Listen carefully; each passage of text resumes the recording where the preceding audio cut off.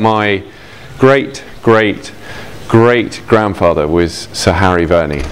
who married Parthenope Nightingale, Florence's sister. Florence became a much-loved member of the Verney family and used to spend a lot of time here, to the extent that actually her sister and brother-in-law set aside a suite of rooms in the house specifically for her use when she came here, and they were always the same rooms whenever she came to visit, and she became very fond of them. She loved the view from the rooms, and she was a very popular visitor whenever she was here. She used to write to her sister, to her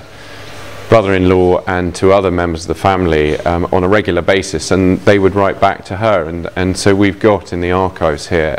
an awful lot of those letters, well preserved, and they're an absolutely fascinating insight into her personal and family life. Everyone well knows her professional life, but her family life is possibly not quite so well known. I mean, it's a very, very special connection, and particularly in 2020, with it being her bicentenary, it's a very, very special year. These buildings that we're standing in are what was the stable courtyard and the carriage buildings for Claydon Estate,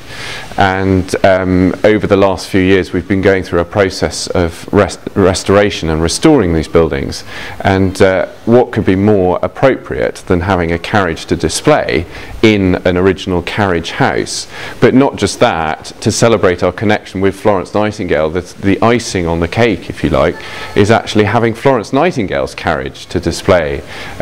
because as we say, she was here, she visited here, and this is something which she used a lot during her life, during her time in the Crimea, and it's very special for us to be able to display it.